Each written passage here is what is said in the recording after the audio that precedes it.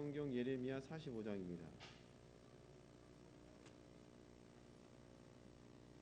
예레미야 45장 1절부터 5절까지의 내용을 한 목소리로 함께 읽겠습니다.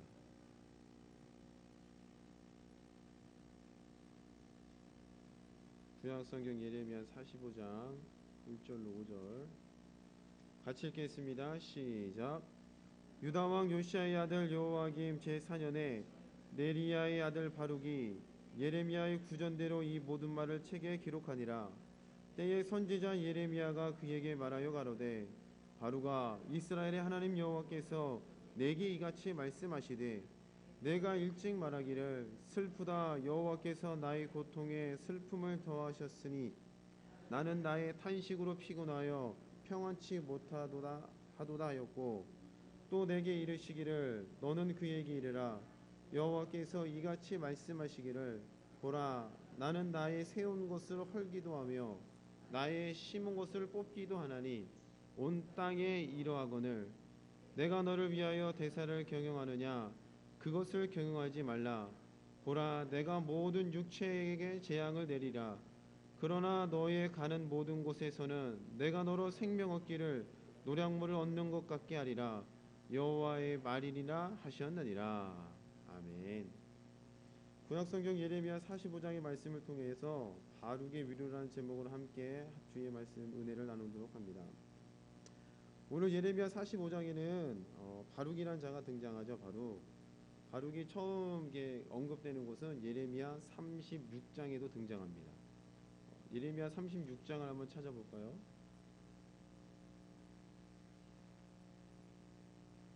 예레미야 36장입니다. 1절부터 보겠습니다. 유다왕 요시야의 아들 여호와김 4년에 여호와께로서 예레미야에게 말씀이 임하니라 가라사대 너는 두루마리 책을 취하여 내가 내게 말하던 날 곧 요시야의 날부터 오늘까지 이스라엘과 유다와 열방에 대하여 내게 이른 모든 말을 그것에 기록하라. 유다 족속이 내가 그들에게 내리려 한 모든 재앙을 듣고 각기 악한 길에서 돌이킬 듯 하니라. 그리하면 내가 그 악과 죄를 사하리라. 하나님께서 예레미야 선지를 통해서 하신 말씀은 이스라엘 백성들로 하여금 주의 말씀으로 돌이키라 돌아오라라는 말씀을 지속적으로 언급해 주셨습니다. 이때에 예레미야가 말씀을 전할 때에 네리야의 아들 바룩을 불러서 이 말씀을 기록하게 합니다. 그 다음 절에 나오죠. 4절 말씀입니다. 이에 예레미야가 네리야의 아들 바룩을 부르매 바룩이 예레미야의 구전대로 여호와께서 그에게 이르신 모든 말씀을 두루마리 책에 기록하니라. 바룩은 예레미야와 함께 사역을 감당했던 동역자로서 언급되고 있습니다. 그가 함께 했던 사역은 뭐냐? 하나님으로부터 예레미야에게 말씀이 전해지고 예레미야를 통해서 바룩을 통해서 기록되었다는 겁니다. 이해가 되시죠? 네. 하나님으로부터 전해들은 예레미야 말씀이 예레미야가 바룩을 통해서 기록되는 곳에 함께 사역을 감당했다는 겁니다. 그러면 하나님께서 예레미야에게 주신 말씀은 하나님께서는 이스라엘 민족들에게 모세를 통해서 율법을 주셨죠. 율법. 그 율법의 말씀은 이스라엘 민족들이 광야에 있을 때 시내산에서 주어진 내용들입니다. 시내산. 여기에는 십계명도 들어가 있고 하나님 앞에 어떻게 제사를 드리라는 모든 내용들이 다 포함되어 있죠. 이 모든 하나님의 말씀을 받고 나서 이스라엘 민족들은 이 법대로 가나안 땅에서 삶을 살기 시작할 때에 하나님의 말씀이 기록되었던 그 말이 현실화되어 나타나는 것을 경험했던 삶이 가나안 땅의 삶이었다는 겁니다. 그래서 하나님께서 히브리서 기자가 이 가나안 땅을 두고 이야기할 때에 히브리서 3장에 이렇게 기록되어 있죠. 하나님께서 저들을 이스라엘 민족들을 하나님의 안식 가운데에 들어오지 못하게 하였다라는 표현이 나와요. 안식. 그것은 무슨 뜻이냐? 하나님의 말씀이 적용되는 가나안 땅이 곧 안식의 땅이라는 거죠. 이해가 되십니까? 그럼 하나님으로부터 오고 있는 이 안식들은 내가 안식을 누려야지 안식이구나. 제7일 하나님께서 안식일 지키라 그랬어. 그래서 일도 하지 않고 아무것도 하지 않는 게 안식이다. 이건 시간 속의 안식이 아니라 하나님의 말씀 가운데 담겨진 내용들을 누리는 그 자체가 하나님께서 보시기에는 뭐라고? 안식으로 여기고 있다는 겁니다. 이처럼 하나님께서 시내산에서 주신 이 율법의 내용 가운데는 하나님께서 주신 복이, 우리로 표현하면 복이죠. 이 복이 담겨져 있다는 거죠. 이 복 가운데는 신명기 28장에 잘 나와 있죠. 하나님의 말씀에 순종하면 복이 오는데, 이 복 가운데 내용은 너희 자녀가 복을 받고, 네가 나가든지 들에 있든지 어디 있든지 간에 너에게 복이 임하고, 너희 소생에 있는 자녀가 복을 받고, 들에 있는 짐승의 새끼가, 우양의 새끼가 복을 받고, 또한 그 말씀에서 불순종했을 때는 너희가 저주를 받는다. 이 저주의 내용은 대적들이 네가 대적을 한 길로 치러 갔다가 7길로 도망하는 일이 있을 것이며, 대적들이 쳐들어와서 네 성읍을 둘러싸고 네 소생의 새끼를 네가 잡아먹는 일들, 엄청난 일들이 여기 기록되어 있다는 겁니다. 이처럼 하나님께서는 신명기 28장에 이미 율법을, 시내산에서 법을 주셨고, 그 법을 가지고 이 땅 가운데서 살아갈 때에 이스라엘 민족들은 가나안 땅에 사는 한순간 한순간 한순간에 전부 다 하나님의 복을 경험하는 순간이었고, 그것을 통틀어서 이스라엘이 어디에 있다? 하나님의 안식 가운데 있다라고 말씀합니다. 우리 히브리서 말씀을 한번 찾아볼까요? 신약성경 예레미야를 잘 접어두시고요. 히브리서 3장 말씀을 한번 찾아보겠습니다. 히브리서 3장입니다.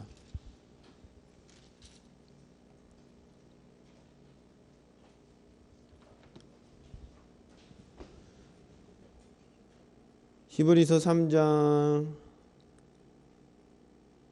15절부터 보겠습니다. 15절 찾으셨죠? 읽어드리겠습니다. 성경에 일렀으되 오늘날 너희가 그의 음성을 듣거든 노하심을 격동할 때와 같이 너희 마음을 강팍해 하지 말라 하였으니, 듣고 격노케 하던 자가 누구뇨? 모세를 쫓아 애굽에서 나온 모든 이가 아니냐. 자, 듣고 격노케 하던 자가 누구냐? 그리고 거기다 그 답을 써놓기를 모세를 쫓아 애굽에서 나온 모든 이.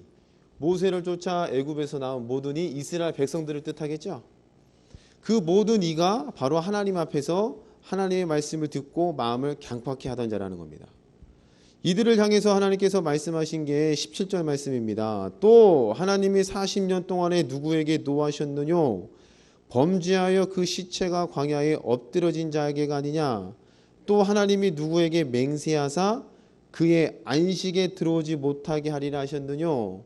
곧 순종치 아니하던 자에게 아니냐라고 말씀하고 있으니까, 안식 가운데 들어오지 못한다. 히브리서 말씀에는 뭐 어떤 자예요? 순종하지 않는 자는 거죠. 그럼 순종하지 않는 자는 또 누구예요? 모세를 쫓아 애굽에서 나온 모든 이들, 이스라엘 백성이 되겠죠. 이해가 되십니까? 그럼 이스라엘 백성들이 하나님의 말씀에 순종하지 않았다. 그럼 순종하지 않은 구체적인 내용은 뭐죠? 하나님께서는 가나안 땅을 주겠노라고 누구를 통해서 약속하셨어요? 성경을 찾아보면 아브라함 때부터 이미 약속해놨죠. 아브라함 때 하나님께서 아브라함에게, 야, 너 이 가나안 땅, 네가 밟고 있는 가나안 땅을 주는데 4대 만에 다시 돌아올 거야. 그리고 하나님 이 땅을 얻을지 어떻게 합니까? 하니까 하나님께서 뭐까지 하셨어요? 횃불 언약까지 맺으셨죠. 짐승 갖고 와라. 그럼 하나님께서 두고 자신을 두고 맹세하게끔 이 땅을 주겠노라고 하나님께서는 맹세로 언약하셨다는 겁니다. 그리고 400년이 흘러서 드디어 이제 모세를 통해서 하나님께서는 이 약속을 지키시고자 이 일들을 이루셨다는 겁니다. 근데 막상 가나안 땅을 정탐하고 돌아왔을 때의 그들의 믿음의 수준이 하나님께서 주신 이 약속을 정탐하고 난 뒤에는 이 약속을 새카맣게 잊어버렸다는 겁니다. 그리고 잊고 난 다음에 그들의 눈에 보이는 것은 육신적인 눈에 보이는 일들만 남았다는 거예요. 저들은 우리보다 키가 크다. 저들은 싸움을 잘한다. 우리는 메뚜기 같다. 우리는 그들의 밥이다. 우리는 어떡하냐. 하나님께서 애굽에 매장지가 없어 우리를 이곳에서 보내서 매장지를 만들겠느냐. 뭐 온갖 불평을 다 한다는 겁니다. 이때 하나님께서는 굉장히 분노하셨죠. 성경적인 표현으로는 하나님께서 뭘 받으셨대요? 멸시 받으셨다는 거예요. 멸시. 그 멸시는 뭐예요? 하나님을 믿지 않을 때 하나님께서는 멸시 받는다는 겁니다. 하나님의 말씀대로라면은 반드시 이 약속대로 가나안 땅을 얻게 될 터인데 그것을 잊어버렸다는 거예요. 그래서 하나님께서는 멸시받았다 하고 너희가 정탐한 날 이 40일 하루를 1년으로 환산해요. 몇 년이요? 40년간 너희는 광야에서 유리하다가 죽게 될 것이다 라고 하나님께서 말씀하셨다는 거죠. 그럼 순종하지 않은 그 내용은 하나님의 약속의 말씀을 믿지 않은 거죠. 이해가 되셨어요? 그럼 광야에서 순종치 않고 엎드려진 자들은 이러한 하나님의 약속의 말씀을 믿지 않고 자신의 육적인 눈으로 보이는 것만 가지고 판단하고 거기에서 자신의 생각을 빼앗겼을 때에 하나님께서는 뭘 받으셨어요? 멸시받고 40년이 주어졌다. 그럼 순종하지 않았다는 그 내용이 무슨 뜻인지 이해되셨죠? 이럴 때에 이 순종하지 않는 자들은 가나안 땅 안식에 들어갔어요? 못 들어갔어요?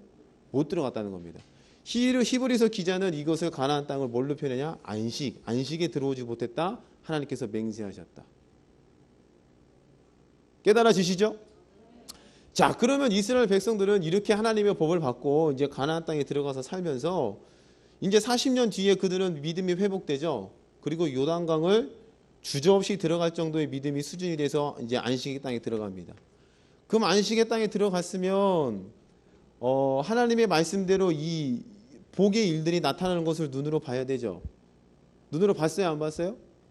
봤다는 겁니다. 어떻게 봐요? 첫 번째, 요단강에 갈라지는 일들을 봤죠.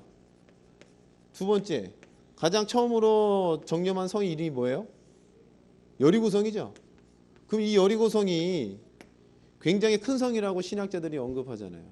그럼 그 성을 벽돌로 깬 것도 아니고 폭탄으로 깬 것도 아니고 성에 침투해서 성문을 열어서 성을 점령한 것도 아니고 성을 하루에 한 바퀴씩 7잔날에 7바퀴 들고 소리와 함성을 질렀더니 성이 와르르 무너졌다는 겁니다. 그러면 이 여리고성이 무너졌다는 것은 이미 하나님의 약속이 이루어졌고 하나님께서는 이 여리고성을 돌고 있는 자들에게는 뭐 하고 있다? 안식하고 있다라고 보시는 거죠. 이처럼 이스라엘 민족들은 가나안 땅에 들어가서 하나님의 안식을 차근차근 맛봤다는 겁니다. 근데 오늘 시간이 흘러서 예레미야 시대겠어요. 예레미야 시대. 근데 예레미야 시대가 돼서 벌써 이스라엘 민족이 대략 한 586년경에 멸망했죠. 그 다음에 가나안 땅에 들어간 지가 1405년경쯤 되겠죠. 그럼 이거 빼보면 대략 몇 년 나올까요? 500년? 한 900년 나오나요? 네. 한 900년 좀 못 되는 시기가 지나고 나니까 이스라엘 민족들에게는 이처럼 확고부동했던 하나님의 약속의 말씀에서 떠나 있는 결과를 맺어졌다는 겁니다. 하나님의 말씀이면은 시대를 불문하고 때를 불문하고 계속 응답되는 게 맞는데 어찌된 일인지 이스라엘 민족들의 마음 가운데는 이러한 것들을 다 잊어버리고 자신의 생각으로 다시금 돌아가는 일들을 겪고 있다는 거예요. 그때 하나님께서는 예레미야 선지자를 통해서 야, 너 제발 좀 돌아와라. 제발 좀 들어와라. 내가 예루살렘 성에 단 한 사람이라도 공의를 행하며 말씀을 쫓는 자가 있냐? 그럼 내가 너희를 용서하겠다. 그런 마음을 갖고 계셨던 분이 바로 하나님이셨다는 겁니다. 이런 눈물의 선지자 예레미야가 하나님의 말씀을 증거하면서 겪었던 일을 굉장히 엄청난 큰 일을 겪었다는 거죠. 좋은 일들이 아니라 나쁜 일이었다는 겁니다. 왜요? 이스라엘 민족들이 듣기에 다 저주의 내용만 예레미야를 통해서 나오니까 예레미야를 핍박하고 예레미야를 가두고 물이 없는 웅덩이에 가둬버리고 시대의 뜰에 가둬서 더 이상 그 입에서 하나님의 말씀을 듣지 않게끔 하기 위한 일들을 엄청나게 당했다는 겁니다. 이 일을 겪을 때에 그 옆에서 누가 있었다는 거예요? 바룩이란 자가 있었다는 겁니다. 바룩. 갇혀서 꼼짝 못할 때 하나님께서 말씀을 주실 때에 바룩을 통해서 하나님의 말씀을 기록했다는 거예요. 그럼 이 바룩이란 자는 그냥 잠깐만 생각해봐도 작은 일에 동참했던 자가 아니었다는 겁니다. 하나님의 말씀을 가지고 목숨을 건 예레미야와 못지않게 바룩도 그 옆에서 그 일을 함께 겪고 있었다는 거예요. 감이 좀 오세요? 예레미야가 목숨을 걸고 막 매 맞고 두드려 맞고 멸시를 당할 때 바룩도 그 곁에서 그 모든 일들을 같이 하고 있었다는 거죠. 우리식으로 표현하면은 바룩도 목숨을 걸고 지금 이 일을 감행하고 있다는 겁니다. 예레미야를 지금 모든 이스라엘 백성들과 왕도시라고 다 죽일 만한 그런 상황 가운데서 이 사역을 감당하고 있다는 겁니다. 근데 예레미야는 해요. 왜? 하나님의 말씀이 맞기 때문에. 자신은 몸이 부서지고 자신은 목에 갇힐지라도 이 사역을 감당한다는 겁니다. 왜요? 하나님의 말씀이 사실이니까. 반드시 하나님의 말씀대로 우리 이스라엘 민족들은 망할 거니까 망함에도 불구하고 하나님의 말씀 너 제발 좀 돌아와라. 눈물이 왜 났겠어요? 자기가 고통당해서요? 아니죠. 하나님의 말씀은 정확하고 빈틈없이 이루어지는데 하나님께서 주신 말씀은 이성이 멸망한다는 겁니다. 근데 멸망함을 알고도 이스라엘 민족들에게 말씀을 전했는데 이스라엘 민족들이 안 돌아와요. 그러면 그 다음에 오는 일들은 뭐예요? 멸망하는 일들이 찾아오니까 예레미야 마음은 탈 수밖에 없다는 거죠. 눈물이 날 수밖에 없다는 겁니다. 근데 그것만 해도 다행인데 예레미야에게 오고 있는 일들은 핍박과 고난과 고초만 앞에 펼쳐져 있다는 겁니다. 하나님의 말씀대로 주의 말씀을 전해놨더니 다가오고 있는 것은 매맞는 일이에요.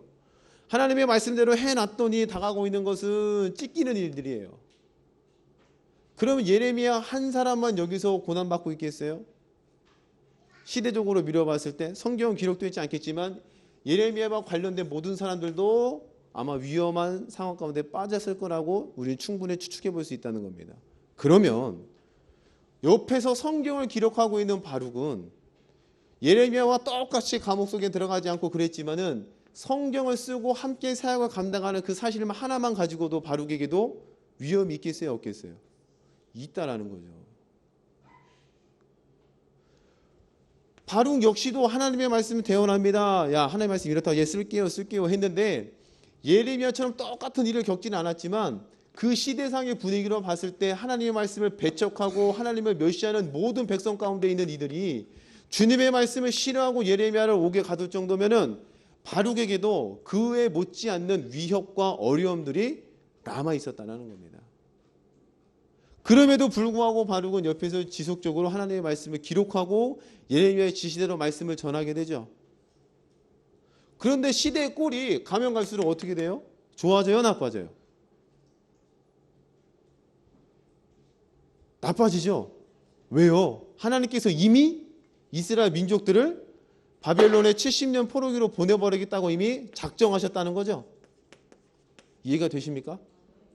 이 작정 때문에 얘네들이 아무리 사역을 열심히 한들 간에 열매가 맺어져요, 안 맺어져요? 자신들이 원하는 열매가 맺혀지지 않더라는 거죠. 근데 예레미야와 바룩이 조금 다른 게 뭐냐면 바룩에게는 예레미야는 하나님의 말씀대로 전해서 비록 얘네들은 어려움이 있지만 또다시 회복될 거라는 믿음이 있었던 것 같아요. 성경을 찾아보면. 근데 바룩에게는 그게 조금 떨어졌던 것 같아요. 오늘 성경을 다시 한번 찾아볼게요. 예레미야 45장을 보십시오.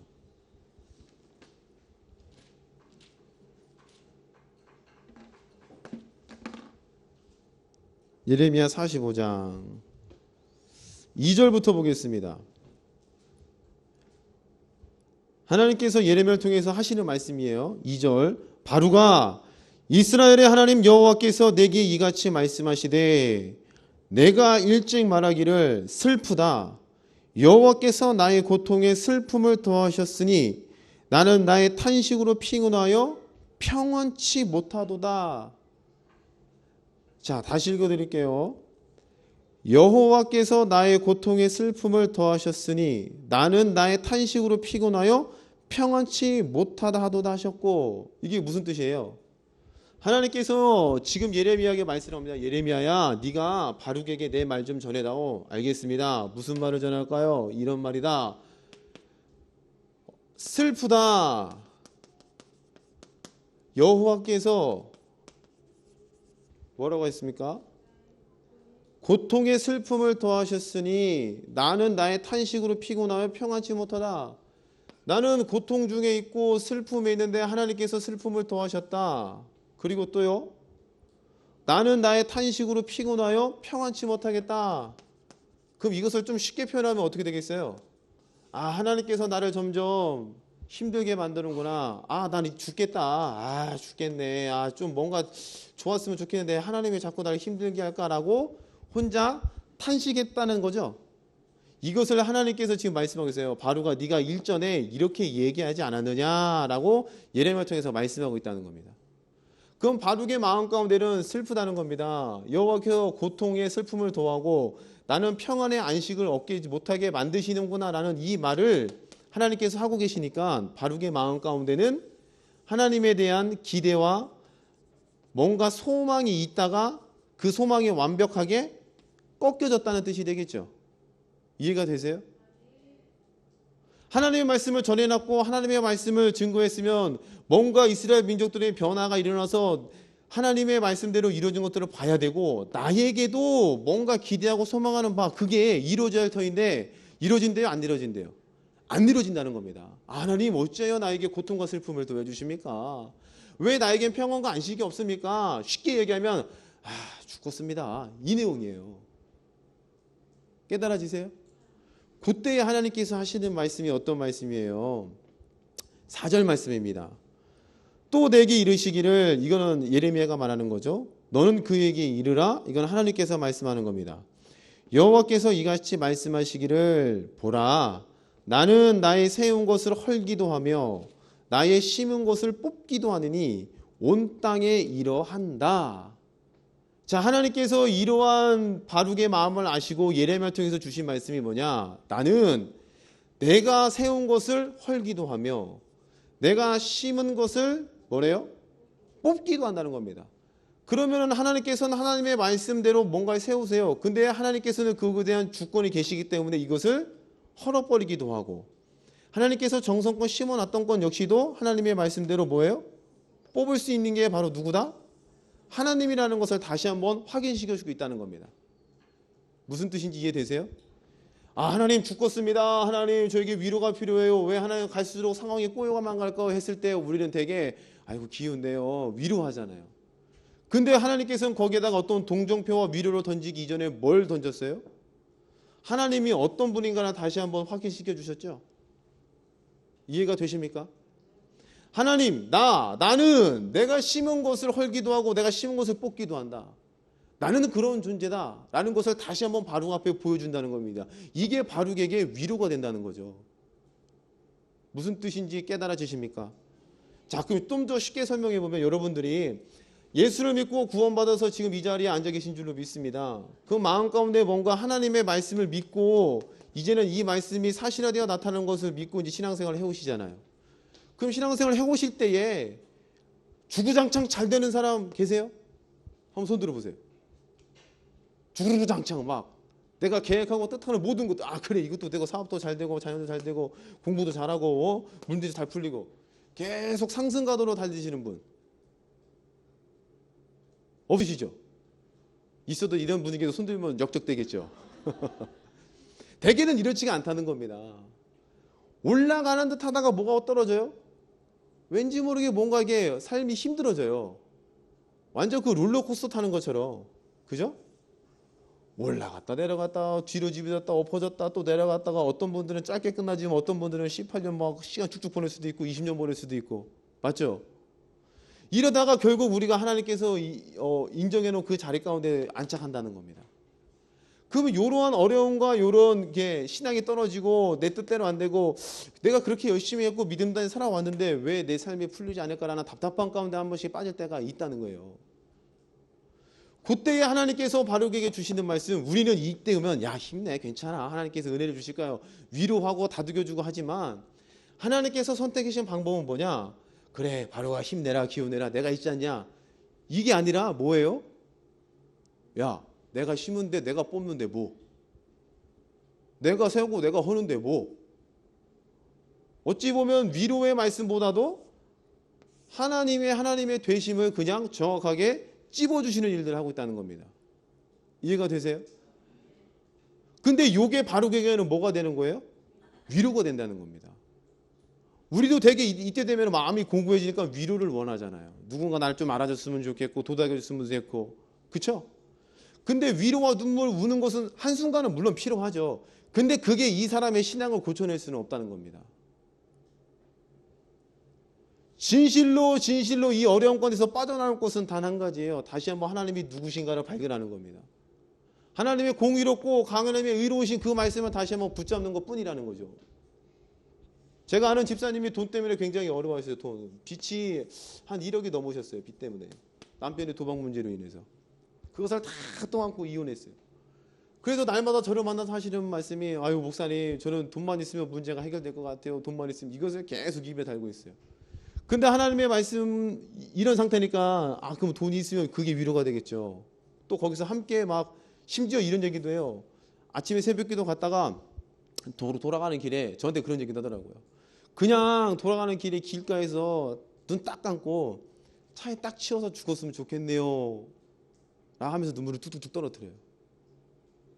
그럼 그 마음이 이 빚 때문에 날마다 빚도 쪽받고 아마 받아보시는 분 알 거예요. 얼마나 그 사람이 공부하고 힘들었으면은 새벽기도 나왔다 그냥 가는 길에 차에 치여서 하나님 나 좀 데려가세요 라는 마음을 가질 정도의 그런 공고한 상태. 그때 제가 해줄 수 있던 건 뭐예요? 같이 울어주고 눈물 흘려주고 했습니다. 그러면 이 사람의 믿음이 성장돼야 되잖아요. 문제가 해결되잖아요. 돼요 안 돼요? 안 살더라는 거예요.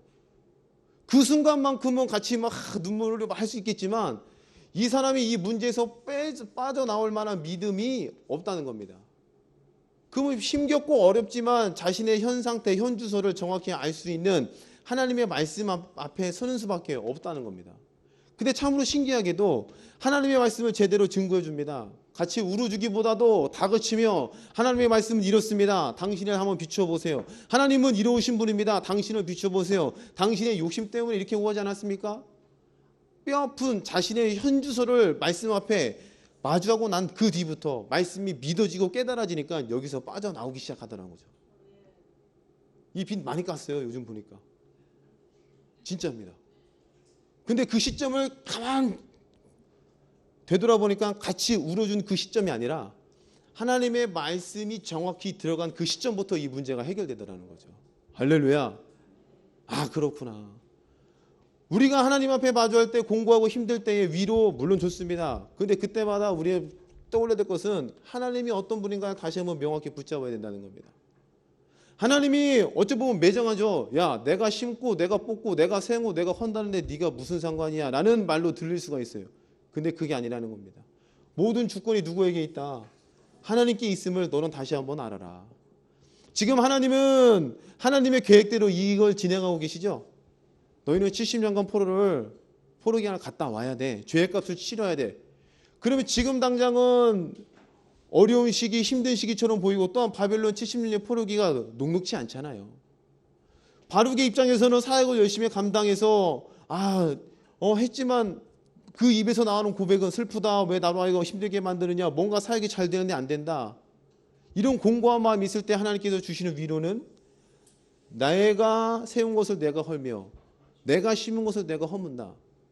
그 위로가 바룩에게는 위로의 말씀이 되었다는 겁니다. 이해가 되세요? 오늘 저와 여러분들이 하나님 앞에 서 있을 때 신앙생활 하실 때에 이러한 순간 내 신앙이 좀 믿음이 떨어지는 순간에 어떤 인간적인 위로와 인간적인 방법으로 위로 얻으려고 하지 마시고 누구에게 찾아가셔야 됩니까? 주의 말씀 앞에 하나님 앞에 심기도 하고 거두시고 하시는 거 뽑기도 하고 허물기도 하시는 그분 말씀 앞에 정직히 서야 할 줄로 믿습니다. 그게 우리에게는 진정한 위로가 된다는 거죠. 계속 읽어볼까요? 5절 말씀입니다. 5절 같이 5절 말씀 읽어봅니다. 시작. 내가 너를 위하여 대사를 경영하느냐 그것을 경영하지 말라. 내가 너를 바루가 네가 네 자신을 위해서 이 사역이며 또한 이 말씀을 미뤄봤을 때 바룩에는 뭔가 자신의 이루고 싶은 욕구가 있었던 것 같아요. 네가 너를 위하여 대사는 뭐예요? 큰 일을 뜻하죠. 큰 일. 하나님의 말씀에 따른 큰 일도 포함되겠지만 바룩도 주의 말씀을 감당했으니 이 안에서 뭔가 이루고 싶은 욕망과 욕심들이 있었다는 겁니다. 근데 하나님께서는 그것을 하려 하지 말래요. 하지 말라는 겁니다. 네가 너를 위해서 경영하는 이 대사를 경영도 관두라. 왜? 다 누구에게 달려있기 때문에요? 하나님께 달려있기 때문에. 그러면 바룩이 다시 한번 마주해야 될 현실은 나라가 쫄딱 망하는 현실이요. 자신의 사역의 열매를 거두지 못하는 현실이고 어찌 보면 자신도 나중에 성경 뒤에 살펴보면 어디까지 가느냐 애굽도 같이 쫓아가게 돼요. 그럼 그 어려운 일들의 현실을 마주할 수밖에 없다는 겁니다. 그럼 바룩은 대사를 스스로가 이 문제를 해결하려고 애쓸 게 아니라 누구에게 맡겨야 정상이에요? 그렇죠. 하나님의 시간표에 하나님의 말씀 가운데에 자신을 맡겨야 맞다는 겁니다. 이게 하나님께서 바룩에게 주고 계신 위로라는 거죠. 오늘 저와 여러분들이 여러분의 인생을 하나님의 말씀 가운데 맡겨드리기를 소망합니다. 아멘. 하나님 앞에 맡겨드릴 때에 우리에게는 참으로 감사한 게 구약이 아니라 신약 시대에 살고 있잖아요. 구약 같으면 이러한 일들을 당해야 맞죠. 근데 신약에게는 우리에게는 예수 그리스도를 통한 우리에게 복음이라는 게 주었어요. 복음은 말 그대로 기쁜 소식이죠. 어떤 기쁜 소식입니까? 예수가 날 위해서 대신해서 죄값을 치러주셨다. 너희에게는 천국이 있고 너희에게는 이 땅에서 누릴 만한 구원의 약속의 말씀이 너희에게 있다. 이게 우리에게는 복음, 기쁜 소식인 줄로 믿습니다. 그럼 인생의 공고한 때가 옵니다. 눈물 질 때가 옵니다. 이때에 어디로 찾아가셔야 돼요? 우리에게 허락해 놓으신 이 복음 안으로 들어가 있어야 정상이라는 겁니다. 아멘. 날 위해서 대신 죄와 죄에 따른 값을 치르신 예수 그리스도 복음 안에 들어가면 비록 공고한 때일지라도 우리에게는 이 사실이 위로가 돼서 다시금 우리를 끌어올려 내시는 줄로 믿습니다. 아멘. 그런데 이 공고한 때에 내 생각과 세상의 지식과 세상의 방편대로 쫓아간다면 여기에는 절대로 헤어나올 수가 없다는 거죠. 여러분의 현실을 마주하시기를 축복합니다. 피하려고 하지 마시고 하나님의 말씀 앞에 여러분의 신앙을 드러내어 놓기를 소망합니다. 그때부터 시작된다는 겁니다. 그때부터. 내가 싸우고 내가 이루었고 내가 경영하고 내가 뭔가를 이루었던 그 모든 것들을 하려 하지 말래요. 하지 말라는 거죠. 그리고 온전히 주님 앞에 말씀 앞에 서 있을 때 우리를 끌어올리신다는 겁니다. 그리고 이때에 바룩에게 주어진 또 한 가지 위로가 또 있어요. 5절 말씀을 다시 봅니다. 내가 너를 위하여 대사를 경영하느냐? 그것을 경영하지 말라. 보라, 내가 모든 육체에게 재앙을 내리리라. 그러나 너의 가는 모든 곳에서는 내가 너로 생명 얻기를 노량물을 얻는 것 같게 하리라. 여호와의 말이니라 하셨느니라. 아멘. 그러나라는 말이 5절에 들어가 있죠. 그러나 경영도 하지 말라 하지 말라. 내가 하나님이다. 그러나 너의 가는 모든 곳에서는 내가 너로 생명 얻기를 노량물을 얻는 것 같게 하리라. 그럼 바룩에게는 자신의 목숨이 위태위태하다는 두려움이 있었다는 뜻이 되겠죠. 이 말을 뒤집어 이야기하면 이해되세요? 설명 들었잖아요. 예레미야가 하고 있는 사역 자체가 목숨을 내놓는 일이잖아요. 그 옆에서 성경을 기록하는 바룩 역시도 그와 똑같은 위협을 받아야 안 받아요? 받는다는 겁니다. 그의 마음 가운데에 자신이 사역의 뜻대로 안 되는 두려움도 있을 뿐만 아니라 또 뭐도 있어요? 내가 이러다 죽으면 어떡할까라는 두려움이 있었다는 겁니다. 근데 하나님께서 그 바룩에게 뭐라고 하셨어요? 그러나 너의 가는 모든 곳에서 네가 행하는 어디에 가든지 애굽으로 내려가든 어딜 가든 뒤에 보면 애굽 가는 게 나와요. 어디 있든지 간에 네 생명 얻기를 뭐처럼 얻는데요? 노량물이 뭡니까? 노량물이 전투에서 뺏는 거죠. 싸워서 뺏는 게 노량물이잖아요. 아브라함도 노량물을 얻어온 적이 있죠. 자신의 조카가 바벨론 왕들에 빼앗겼을 때 그것을 취하여 갖고 오잖아요. 그것을 표현하여 뭐라요? 노량물. 근데 바룩에게 주신 말씀을 네 생명을 뭐처럼 얻는다? 노량물처럼 얻는다. 그럼 뺏기는 거야? 안 뺏기는 거야? 절대로 뺏기지 않는다는 겁니다. 그러니 너 두려워할래요? 두려워하지 말래요? 두려워하지 말고 주의 말씀 종전처럼 예레미야와 함께 사역을 계속 이루어 나가라. 이해가 되시나요? 그러면 바룩은 이 말씀을 받은 다음에 두려워해요? 안 두려워해요? 안 두려워해요. 맞죠? 사지에 들어가도 죽어요? 살아요? 산다는 겁니다. 왜? 하나님께서 그에게 약속해 놓으셨기 때문에 그렇죠. 베드로가 감옥 속에 복음을 증거하다 들어갔습니다. 그때가 언제냐? 사도행전 12장 야고보가 순교할 때요. 야고보가 순교할 때. 그러면 야고보가 순교할 때 헤롯 왕이 야고보를 죽이니까 유대인들이 너무나도 좋아하는 것을 보고 베드로도 죽이려고 그랬죠. 사도행전 12장에 보니까. 근데 그때가 어느 때냐? 명절 때라서 사람들이 너무 많으니까 인기가 많은 베드로를 거기서 죽여버리면 밀란이 날까 두려워서 그 명절 끝에 베드로를 죽이겠다 결심하고 감옥 속에 가두어 놓잖아요. 근데 베드로는 우리식으로 표현하면 사형 선고를 얻어받아. 사형 선고. 날짜를 받은 거예요. 날짜를. 그러면 감옥 속에 들어간 베드로는 날짜를 받아놨으면 두려워해야 돼요? 안 두려워해야 돼요? 두려워해야 정상이지만 감옥 속에서 천사를 발로 차기 때까지 자고 있다는 겁니다. 그럼 베드로가 왜 그렇게 잠을 잘 수 있었느냐? 성경을 찾아보니까 뭐가 있어요? 예수께서 하신 말씀이 있죠. 그 말씀이 무슨 말씀입니까? 네가 젊어서는 스스로 다니겠지만 늙어서는 스스로 다니지 못하고 너미 띠띠우고 너를 끌고 다닌다. 그럼 그 말씀 한마디만 간단히 해석해 보면 젊어서는 절대로 죽을 수가 없다는 게 예수님의 말씀. 그 말씀이 믿어지면 믿어질수록 사형 선고 가운데도 잠을 푹 잘 수가 있다는 거죠.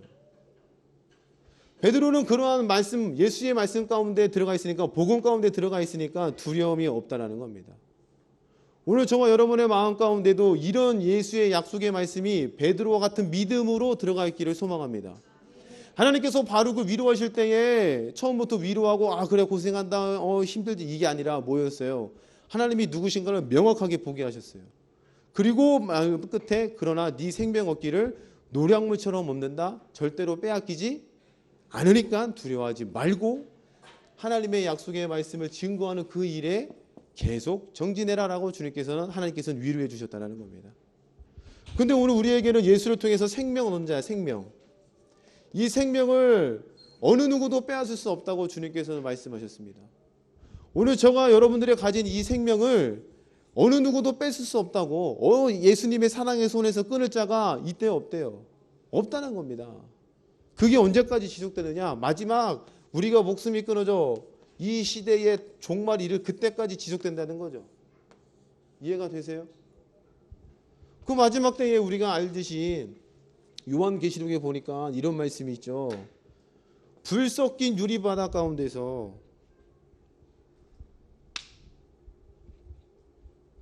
불이 섞인 유리바다가 있죠. 불이 섞인 유리바다 가운데서 여기는 짐승의 입다 귀신들이 이 모든 수를 이기고 나서 유리바다 가에서 노래 부른다라고 기록되어 있죠. 이 부분은 중요하니까 한번 찾아보겠습니다. 요한계시록 15장입니다.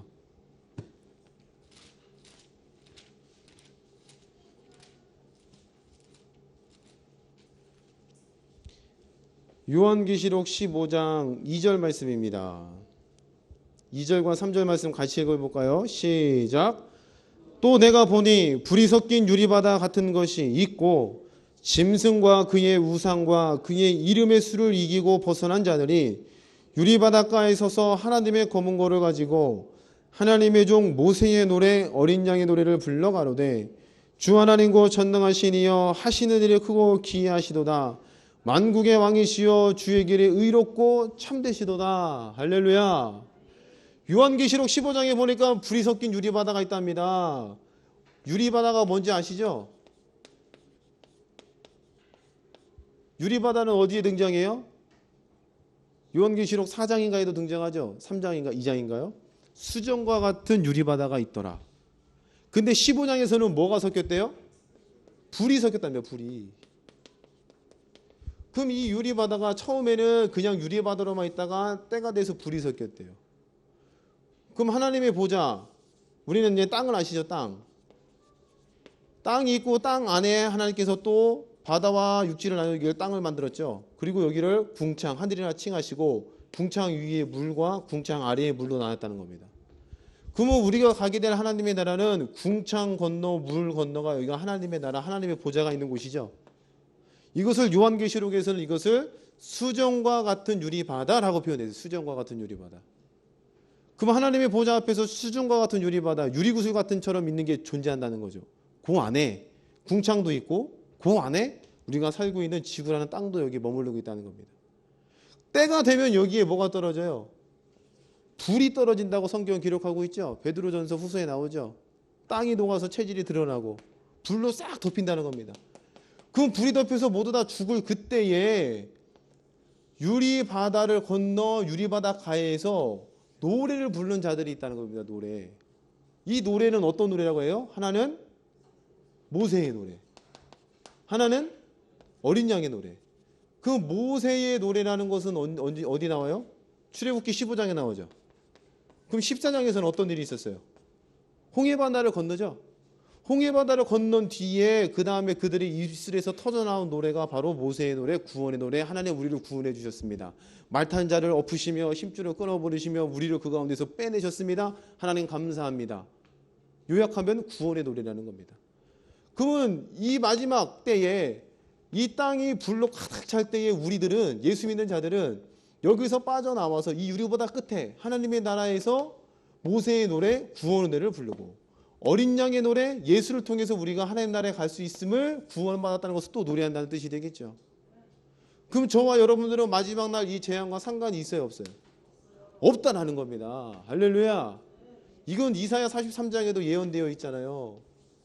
물이 너를 침몰치 못하고 강이 너를 건들지 못하되 불꽃이 너를 사르지도 못한다. 마지막 때에 불이 불바다가 될지라도 우리는 어디에 가는 겁니까? 그렇죠. 하나님 나라에 안착된다는 거죠. 이해가 되셨어요? 그럼 아까 바룩이 네가 가는 곳마다 생명을 노량물처럼 얻겠다 했어요. 절대로 빼앗기지 않는다는 겁니다. 그럼 우리는 이 땅에서 살면서 이것을 아는 자로서 이것을 알면 이미 우리 마음 가운데 뭐가 밀려와요? 평안함이 밀려오지 않습니까? 아닌가요? 아니에요? 여러분이 이 땅에 무슨 일을 행하던 간에 이 땅에서 어떤 난리가 버거지가 나고 마지막 날에 어떤 이적과 표적이 나타나다 한들 여러분 속에는 생명 얻은 자로서 이 생명을 빼앗을 자가 있어요? 없어요? 없어서 이 짐승의 그 수를 이기고 우리는 마지막 때에 이 끝에서 하나님 감사합니다. 우리를 구원해 주셨군요. 이 구원의 노래를 부를 자가 바로 여러분들이라는 겁니다. 그러한 믿음을 갖고 사는 여러분들이 이 땅에 살아갈 때 무엇이 두렵고 무엇이 무섭겠어요? 무서울 게 없다는 겁니다. 너희의 생명을 노량물처럼 얻게 하겠다. 절대로 빼앗기지 않겠다는 거죠. 하나님께서는 여러분들을 이렇게 보호하시다가 때가 돼서 끌어올리신다는 거니까 여러분의 마음 가운데에 하나님 앞에 하나님이 누구신지를 정확히 알고 내가 얻을 생명이 무엇인지 정확히 안다면 이 땅에서 살아가는 이 사실을 깨달은 그 자체가 우리에게는 위로가 되고 소망이 되는 줄로 믿습니다. 하나님께서는 바룩에게 바룩아 그래도 고생 많다 엉덩이 두드려주고 이러지 않으셨어요. 하나님이 누군가를 명확히 깨닫게 하셨다는 겁니다. 그리고 너의 생명을 내가 지켜주겠다고 약속하셨어요. 그럼 오늘 우리에게도 마찬가지로 하나님의 예수 그리스도의 복음을 통해서 하나님이 누군가를 깨닫잖아요. 맞죠? 그리고 우리의 생명이 이런 자예요. 보호하심이 입은 자. 그런 자이기 때문에 우리는 이 사실 자체가 우리에게 뭐가 되는 거예요? 위로와 소망이 되는 줄로 믿습니다.